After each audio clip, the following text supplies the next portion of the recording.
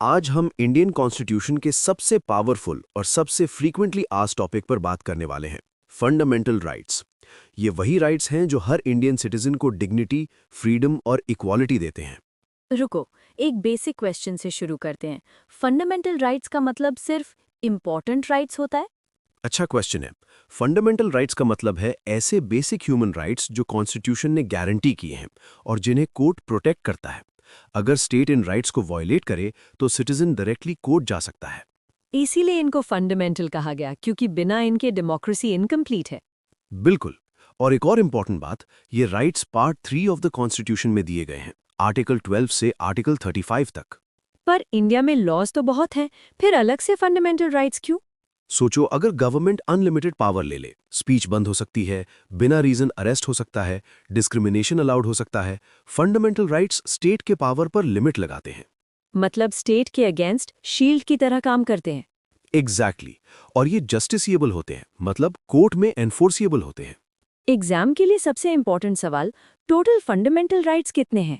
अभी total 6 fundamental rights हैं। अभी बोला मतलब पहले अलग थे? हाँ, पहले 7 थे, लेकिन राइट टू प्रॉपर्टी को 44th कॉन्स्टिट्यूशनल अमेंडमेंट 1978 के बाद फंडामेंटल राइट से हटा दिया गया। अब ये एक लीगल राइट है जो आर्टिकल 300A के अंदर आता है। सबसे पहला और बेस राइट है राइट टू इक्वालिटी। इक्वालिटी मतलब सब लोग सेम? नहीं, इक्वालिटी का मतलब है equal treatment of equals. Article 14 कहता है इक्वालिटी बिफोर लॉ, लॉ के सामने कोई भी ऊपर नहीं होता। आर्टिकल 15 डिस्क्रिमिनेशन को प्रोहिबिट करता है। रिलीजन, रेस, कास्ट, सेक्स या प्लेस ऑफ बर्थ के बेसिस पर डिस्क्रिमिनेशन मना है। पर रिजर्वेशन अलाउड है, वो डिस्क्रिमिनेशन नहीं होता? Good catch. Reservation positive discrimination है जो सोशल जस्टिस के लिए अलाउड है। आर्टिकल 16 पब्लिक एम्प्लॉयमेंट में इक्वालिटी ऑफ अपॉर्चुनिटी देता है, मतलब सरकारी नौकरी में सबको इक्वल चांस मिलता है। आर्टिकल 17 अनटचेबिलिटी को अबॉलिश करता है। अनटचेबिलिटी एक पनिशेबल ऑफेंस है। आर्टिकल 18 टाइटल्स को अबॉलिश करता है। राजा, नवाब जैसे टाइटल्स अलाउड नहीं है। मिलिट्री और एकेडमिक टाइटल्स अलाउड होते हैं, जैसे डॉक्टर। राइट टू फ्रीडम वाला पार्ट काफी बड़ा लग रहा है। हाँ, और ये मोस्ट आस्क्ड सेक्शन भी है। आर्टिकल 19 6 फ्रीडम्स देता है। Freedom of speech and expression, assembly, association, movement, residence और प्रोफेशन। ये राइट्स एब्सोल्यूट होते हैं क्या? नहीं, इन पर रीजनेबल रिस्ट्रिक्शंस लग सकती हैं, जैसे पब्लिक ऑर्डर, सिक्योरिटी, मोरालिटी के लिए। आर्टिकल 20 क्रिमिनल केसेस में प्रोटेक्शन देता है। No ex post facto law, no double jeopardy और नो सेल्फ इंक्रिमिनेशन। मतलब किसी को जबरदस्ती कन्फेशन के लिए फोर्स नहीं कर सकते। Exactly. Article 21 right to life and personal liberty देता है। ये कॉन्स्टिट्यूशन का सबसे पावरफुल आर्टिकल माना जाता है। सिर्फ जीने का राइट?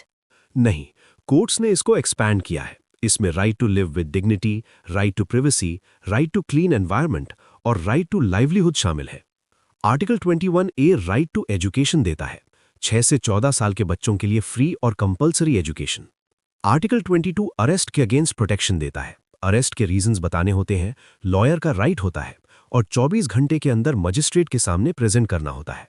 पर प्रिवेंटिव डिटेंशन में ये सब नहीं मिलता? हाँ, प्रिवेंटिव डिटेंशन एक एक्सेप्शन है। Right against exploitation human dignity से रिलेटेड है। आर्टिकल 23 ह्यूमन ट्रैफिकिंग और बेगार या फोर्स्ड लेबर को प्रोहिबिट करता है। आर्टिकल 24 हैजार्डस वर्क में चाइल्ड लेबर को प्रोहिबिट करता है। इसीलिए फैक्ट्रीज में बच्चे काम नहीं कर सकते। एग्जैक्टली। इंडिया सेक्युलर कंट्री है, उसका लिंक यहीं से आता है? बिल्कुल। आर्टिकल 25 फ्रीडम ऑफ कॉन्शियंस देता है और रिलीजन को प्रैक्टिस, प्रोफेस और प्रोपगेट करने का राइट देता है। आर्टिकल 26 रिलीजियस इंस्टीट्यूशंस को मैनेज करने का राइट देता है। आर्टिकल 27 कहता है कि टैक्स का यूज रिलीजियस प्रमोशन के लिए नहीं हो सकता। आर्टिकल 28 गवर्नमेंट स्कूल्स में रिलीजियस इंस्ट्रक्शन को प्रोहिबिट करता है। कल्चरल और एजुकेशनल राइट्स माइनॉरिटीज के लिए बहुत इंपॉर्टेंट होते हैं। आर्टिकल 29 कल्चर, लैंग्वेज और स्क्रिप्ट को प्रोटेक्ट करता है। आर्टिकल 30 माइनॉरिटीज को अपने एजुकेशनल इंस्टीट्यूशंस एस्टैब्लिश और एडमिनिस्टर करने का राइट देता है। इसीलिए माइनॉरिटी कॉलेजेस को स्पेशल प्रोटेक्शन मिलता है। Yes. Right to constitutional remedies article 32 में दिया गया है। Doctor B.R. अंबेडकर ने इसे कॉन्स्टिट्यूशन का हार्ट और सोल कहा था। क्योंकि बिना इसके बाकी राइट्स यूजलेस हो जाते। Exactly. Citizen directly supreme court जा सकता है। कोर्ट रिट्स इशू करता है। हेबियस कॉर्पस, मैंडमस, प्रोहिबिशन, सर्शिरारी और क्वो वारंटो। इमरजेंसी के टाइम क्या होता है फंडामेंटल राइट्स का? नेशनल इमरजेंसी के दौरान आर्टिकल 19 सस्पेंड हो सकता है, लेकिन आर्टिकल 20 और 21 कभी सस्पेंड नहीं होते। चलो एक रैपिड रिवीजन करते हैं। फंडामेंटल राइट्स पार्ट 3 में होते हैं, आर्टिकल 12 से आर्टिकल 35 तक। टोटल 6 फंडामेंटल राइट्स कोर्ट्स के थ्रू एनफोर्सिएबल, रीजनेबल रिस्ट्रिक्शंस लग सकती हैं। ये एब्सोल्यूट नहीं होते। कुछ राइट्स सिर्फ सिटीजन्स के लिए और कुछ फॉरेनर्स के लिए भी अवेलेबल होते हैं। अब क्लियरली समझ आ गया, फंडामेंटल राइट्स सिर्फ थ्योरी नहीं, डेली लाइफ का फाउंडेशन है। और एग्जाम के लिए अगर फंडामेंटल राइट स्ट्रांग है तो पॉलिटी का आधा काम वहीं खत्म हो जाता है।